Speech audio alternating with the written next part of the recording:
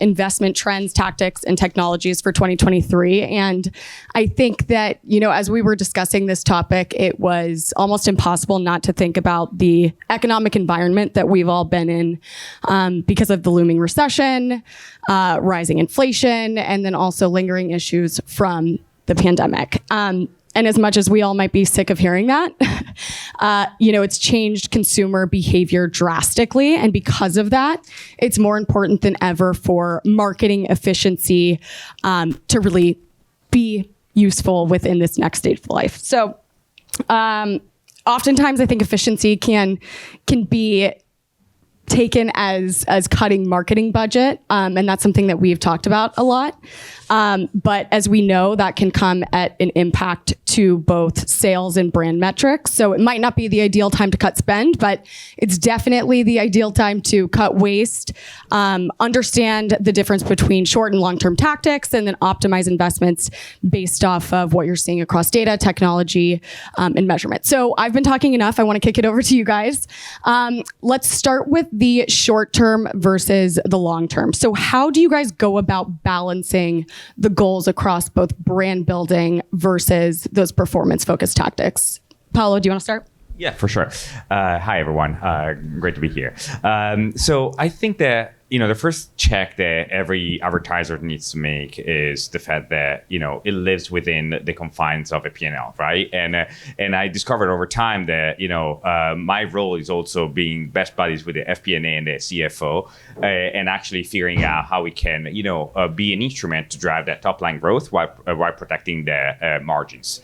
Because especially if you're a public company, that is what you have to report on, right? So within that context, as you were saying, Bri, it's a matter of figuring out where you can accelerate and double down the top line versus where you can protect the margins, but being smart, right? Which doesn't mean necessarily just cutting costs and cutting media spend and cutting advertising, but actually taking calculated bets on what actually the future can be. Because there's an opportunity cost. The moment that you cut like brand marketing, that is where your opportunity costs come out, and then you lose ground. You lose ground to your competitors, lose ground to what it could be. And we've seen it during the pandemic that when people have actually invested more or they had the chance to bring margins and invest, then it's where they gain a lot of ground.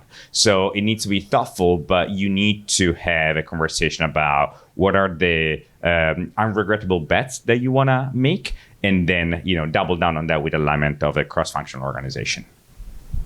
Yeah, definitely agree with everything that Paolo said there. And in addition to that, just thinking about, if you're launching a new product, which is something that at HBO Max we're very aware of, early next year, combining a product with Discovery Plus, it's difficult to cut from some of those upper funnel budgets just to drive that acquisition. You really need to still be able to create that story, create the narrative for consumers to drive that upper funnel demand. And just anecdotally as well, we've seen that combination of the brand messaging, that bigger picture, introducing the product, combined with some of that lower funnel messaging, ultimately drives the consumer action. So it really is a balance of making sure you're getting the right message, the right type of message, especially as you're launching a new product or taking on a new initiative, to make sure that narrative is still getting to the consumer to ultimately drive that lower funnel outcome. And I feel like you both brought up good points. So needing to ensure that you are pulling back when it makes sense, but ultimately that we've seen that investments can be fruitful when you're leaning in and gain market share. And also to your point, Kara, that balance between if you have a product launching and looking at the short-term goals versus the long-term goals. And I want to lean into that a little bit more. So when we're thinking about specific KPIs as it relates to both of those things, how can you then make those KPIs more actionable and meaningful? And I'll kick it back to you, Kara. Yeah, definitely. I think we've all seen the world and lived through the world of where, CPM or CPV was the only media metric we had to work with. And I think we all know that we can get more sophisticated there, but how do we do that? And so one thing that I've seen successful is tying those metrics ultimately to your business outcomes. So for example, thinking about on HBO Max, we're ultimately trying to drive viewership. And so how do we think about tying any of our media metrics to that business metric of viewership and creating those proxy metrics that tie then to business performance? And so you're operating less in the silo of media performance and media optimization and really optimizing toward business performance. Yeah, just building on that, I agree absolutely with the fact that you gotta connect it to the business results, and at the end of the day, kind of what you're trying to drive forward. And the tricky part is that there are so many metrics out there that we can, look at, that it's really, the challenge for marketers nowadays is actually figuring out which one are the relevant ones, right? And which one are driving the business. And it's funny, I have a background from a performance marketing background, but also big brand and large brand advertising background. And superficial metrics like CPM, CPVs, and all these kind of things have a different role depending on what you're doing. On the performance marketing side, is actually CPMs don't really matter. It's ROI what matters, and you have algorithms that optimize for you and all these kind of things. On the brand marketing side, because it's the measurement, it's so delayed, and actually you figure out if you've done a good job or a bad job way after you run your campaign, then at that point you got to be very thoughtful in the way actually you're controlling all the different variables. And those variables can be, for example, CPMs, can be reach, can be frequency, and all these kind of things, but also trying to parse out as much as possible the signals that are actually telling you that your creative, your audience are actually working the way you expect them to work. So it's not only connecting to the bottom line, but I would just also say that it's a matter of figuring out what are the hypotheses that you're going in, and then using some of the inflights metric to confirm that your hypothesis, and have the flexibility, especially if you're a brand marketer, that you wouldn't have because you don't have as many signals as you have in performance marketing. And I know you've been really passionate about attention and creative. Have you guys seen ways in which you've been able to engage with your consumers more effectively, or strategies that have worked? I can kick it back to you. You mentioned attention. That's something that I'm definitely passionate about. I argue the fact that obviously, that for me, attention is the most valuable resource in marketing and advertising today, right? Like, we are all bombarded by signals and information and content, and therefore, capturing someone's attention is a prerequisite for performance. It's not the ultimate variable that drives performance, but it's a prerequisite. Without attention, you cannot have message reception, encoding, and therefore move perception, and therefore behavior, and all these kind of things, right? So that to me is one of the metrics where you actually can figure out what is working for you and what's not working for you. If you show up in a very cluttered environment from a media standpoint, that's probably you're not going to get much attention. And it's not a matter of yes attention, no attention. It's the attention scale and the right price that you give to that attention.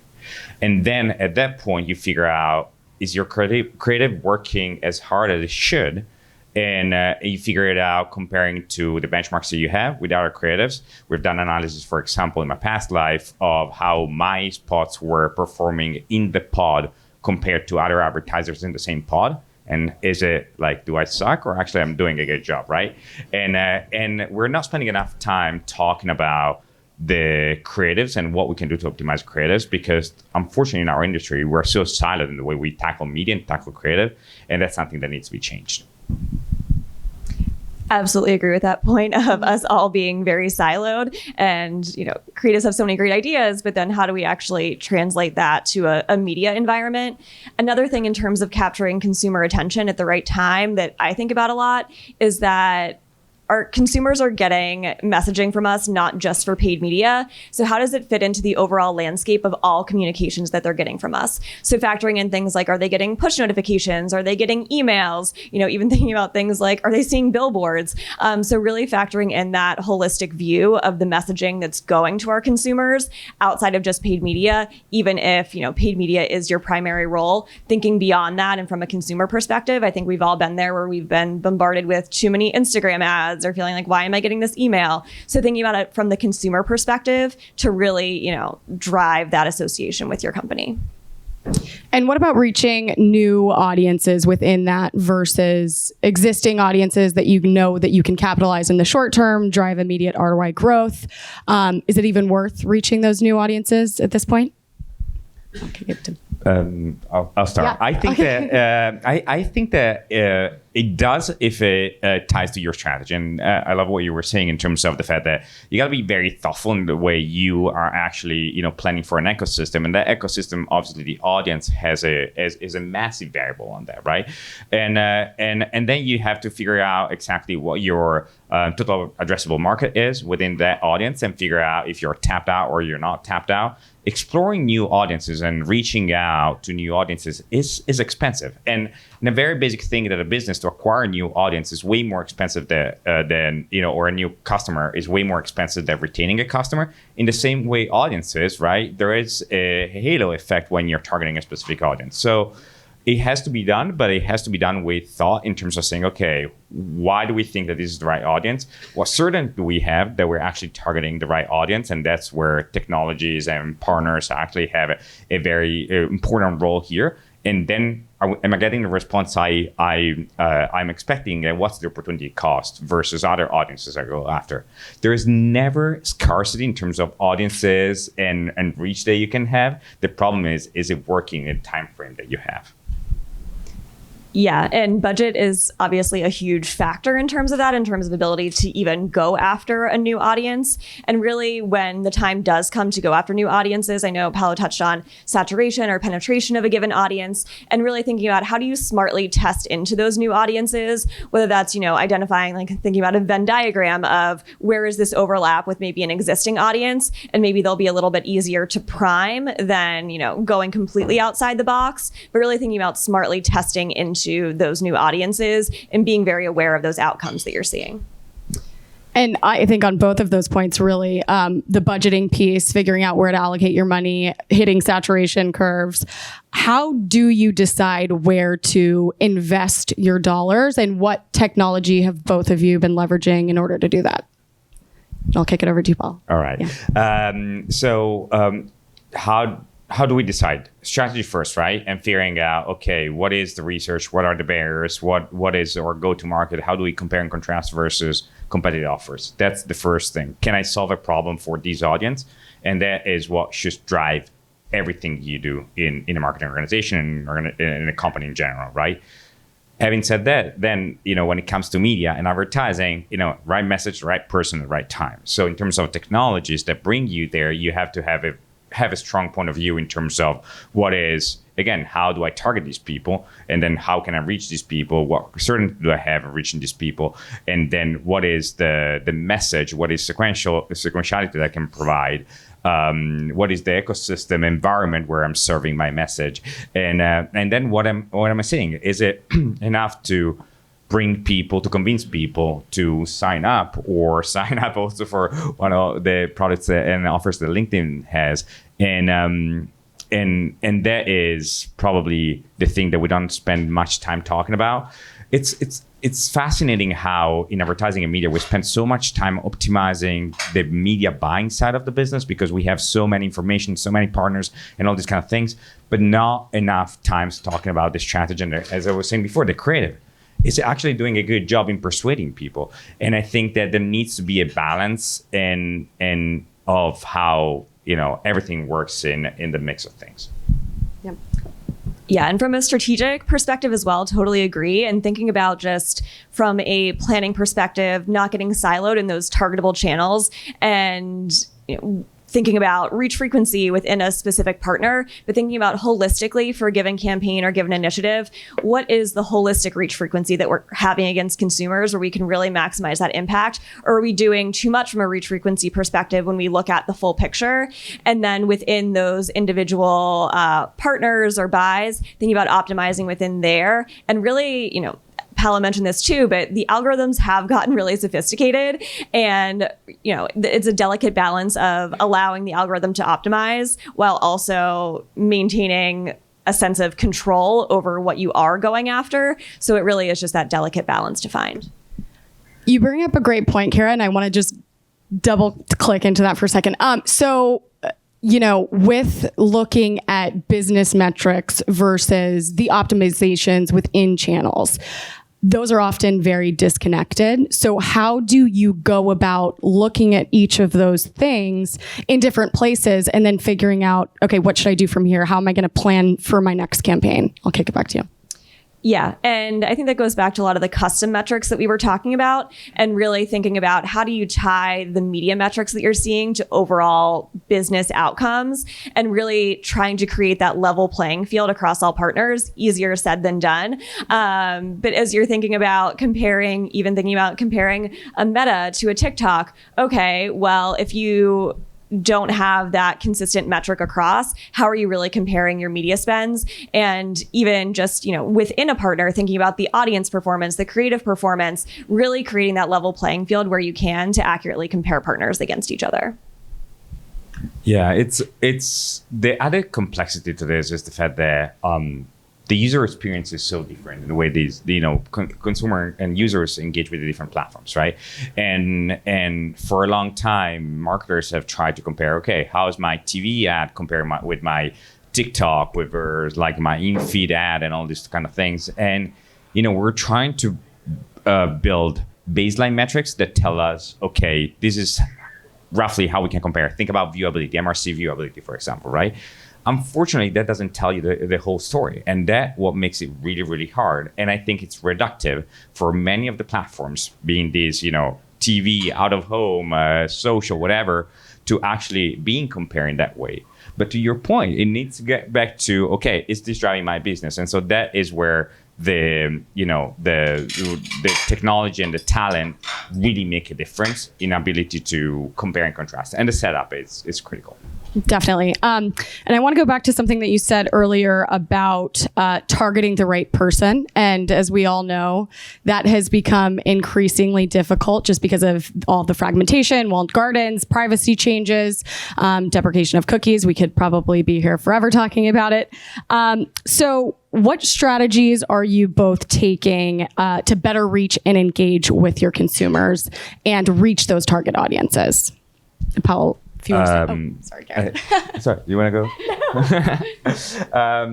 go? So I think that, in the midst of everything that it's happening from a privacy standpoint and everything, contextual is gonna be way more relevant in top of first party data, right? So there is a 1-2, and first party data, we know that it's something that we know how to use. I think that there are some companies are better positioned than other companies, obviously, to play in that field. But I think that on the contextual side is we're going back to the basics, but we gotta do it in a very clever way, because we are in a world where we're used to have tons of signals to optimize everything that we do and know everything about the people that we're targeting.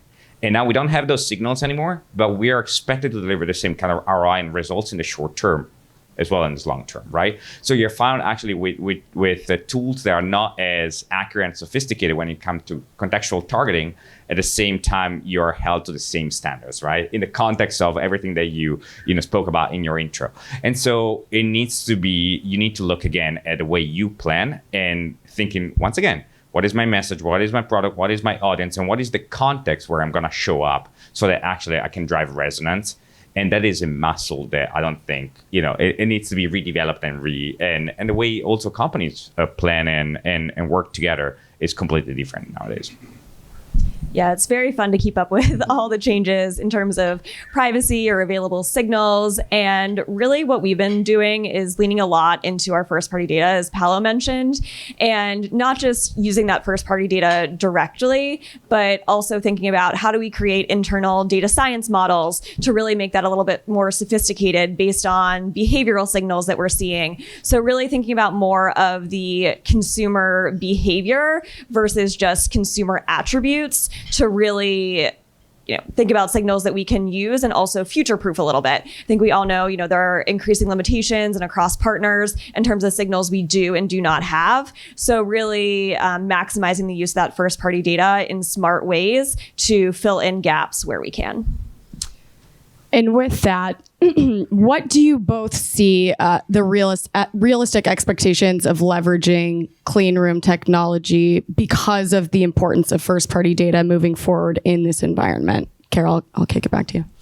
It's difficult. Every time I get a demo for a clean room, it all seems really exciting and really wonderful and like it's going to solve all of our problems. And then there are a lot of the typical challenges that come with all of the walled garden products. So even the basic things like what you're seeing within one clean room for a beta test that you're doing is different than what you're seeing within another. And so it still maintains those challenges of comparing across partners and getting that holistic view of your media or that holistic view of your audience. I have faith that we'll get there. It just really does right now present a lot of the same challenges, but definitely something that we're keeping top of mind as we go forward. Yeah, not much to add. I mean, walled gardens are tricky, I can tell you for a fact. And but I'm told clean rooms are the answer. So you're telling me it's not? No, I'm sure. Yeah, we're gonna get there. Yeah, it's work in progress. It's not. We're not quite there yet. Yep. And then just kind of going back to, reaching the right audience a little bit, engaging with our consumers. When there are a bunch of products that are very tailored to specific preferences, what advice would you give to marketers who want to better understand what those decisions are, how they're impacting sales, and then how they're actually enhancing consumer experience, or when they should pivot and change strategies entirely? Paolo, you want to start? I think, again, it goes back to a theme, I guess, for many of my answers, like, gotta do your homework and gotta plan out in a very thoughtful way, using data, using, the analytics and data science resources that you have, and figure out really kind of what you're trying to get done and what are the signals that are going to tell you that you're moving in the right direction. Unfortunately, as I was saying before, there is a lot of noise and there is a lot of technologies that you can use. And especially if you are not as savvy in your marketing journey, you might very well get confused in the way that you actually use those signals, use the technology, and the technologies work together. And so I think that spending the time to actually mapping everything out, that's probably the only way that you can do, together with, talking to people and trying to learn as much as possible. Yeah, I completely agree. There's no shortage of technology, but it's just how do you use it best for your business, and really, leaning into the most valuable partners where you can, but also, again, bringing it back to the consumer and bringing it back to that, human nature. We were talking right before this panel about how everything has become so automated and losing a little bit of that human touch. So how do you get back to who your consumer is and really think about that overall consumer narrative? Perfect. Thank you, guys. Just to close it out, let's talk about the next 5 years. What predictions do you all have for the marketplace? We're obviously coming into a more innovative, competitive marketplace amongst all the different marketers out there. So what are your predictions? Would love to hear from you. Kara, you want to start? Sure. Audience is a huge passion point of mine and what my role right now is focused around. And so from my end, it really is, I really think we're increasingly going to lose more and more audience signals. So even simple things like those demo signals that we use today, which is a very basic thing, we're going to lose a lot of those when it comes to privacy. So really going to be relying on the technologies to think about optimizing and leaning into the algorithms, and ultimately going back to our first party data and really leaning into that where we can and really maximizing the use of that in smart ways. Yeah, absolutely. And on top of that, I think that, as I was saying before, there is contextual is going to have huge importance, and contextual meant in the sense of like, where am I going to show up and how can I tailor to that context? And attention. I think that attention is something that has been talked about for many years. People get mad at me when I say, oh, it's a nascent space, right? It's just like, no, well, I mean, yes, we've been talking about attention for a very long time. No one can agree on one thing about attention, and talk about attention. So finding more consensus on how we talk about it, on the way we measure it, in the way we actually even trade about on attention, I think it's going to be very important, because when I know less about you, I need to know more about how you engage with my content to get a proxy if that actually is good content, you are the right audience, and I'm actually moving the needle. Fantastic. How are we doing on time? Okay, great. Yes. I was actually just going to kick one more question off coming out of that. You talked about attention and measurement. I would love to hear how you do go about measuring attention, because I feel like there are so many different ways with panels that are really small, and then you're trying to actually scale them out to the US Census. But that's different across every medium. So how do you ensure that when you're measuring attention, you're doing so accurately? That's a very good question. I think there are two ways. Like the panels give you very high accuracy, but obviously don't give you very high scale. And then you have attention proxies, and you need to do a lot of studies to understand how the two correlate, and then using one to scale the other. But attention needs to be broken down in two things: is attentive environments and attention to content. And their attentive environment, there is a lot that we can do to understand how cluttered, for example, is the environment, and thinking about the web experience, how many, where is your ad versus the main content, and is interruptive versus not interruptive. In the TV space, attention in terms of how many spots do you have in that pod? And because if everyone is running 15 in the same pod, length is actually going to feel more cluttered, and people's attention will go down. And then once again, content, what you're serving, what you're doing in terms of, is your ad grabbing attention, or is this news fest? And so that's what you gotta break it down and monitor. Thanks, Kara. Do you have anything to add there? Nothing additional to add. Okay, great. Let's open it up. Any questions out here? Questions from the floor? Anybody? Oh, we got one. Good morning there. I'm Kareem from Good Lube. I wanted to ask, what are your thoughts on purpose-driven advertising, and is that a trend that's going to stay for the future? That's a good question. Thank you. I think it's purpose-driven advertising shouldn't exist if it's not a purpose-driven company, right? And I think that people can sniff out very quickly if you're true to what what you're saying and what you stand by for versus not. And so it will continue as companies take more of a stand. And I guess that we can all agree. I think that we can all agree that in society there's more expectations that companies say where to stand on some matters, but they need to live it through and through. And at that point, purpose-driven advertising makes sense, and it actually comes through, and it amplifies everything you're doing as a company. Otherwise, it's like it's gonna sniff you out. Yeah, it's not something you can fake or pretend. And if it really is a core tenet of your business and of your company, absolutely. But you really can't fool the consumer. And like Paolo said, you can sniff that out so easily. Just one follow-up to that, though. As LinkedIn, have you seen employer brands talking about that more? Because what I've seen is when we're hiring talent, particularly like this next generation of talent, that question about what do you, we get what you do, we get what you make, but what do you stand for and what do you believe in and what's important is often a more important decision than salary. Oh, yeah. I mean, and we are seeing this across the board. And the truth is that it's an expectation. I mean, let's think for a minute about how much time we're spending working in a given week in a given year, right? Like, you got to have some kind of purpose or some kind of value alignment with the environment you're in. Otherwise, you're going to be miserable. And I think that people through COVID have realized that is actually very true, and that's very important. And therefore, at that point, that's the next question you're going to ask at the interviews. Like, where do you guys stand on this versus that, right? And it's very, very important. So it's an evolution that we're seeing across the board, and it's something that companies, again, need to have a position and a stand on. Agreed. Yep, coming in. Another follow-up to that. So purpose-driven advertising has to be authentic. I'm curious how you think about it from a performance standpoint, because purpose-driven advertising tends to come out of corporate comms, CSR, PR versus media, which gets measured against media metrics and ROI. That connection tends to get lost. So are you seeing, or would you like to see, more of a connection between those two so you can start to understand how those messages in concert with each other are pushing behavior and ultimately connecting back to ROI? Because it feels like that's a missing piece.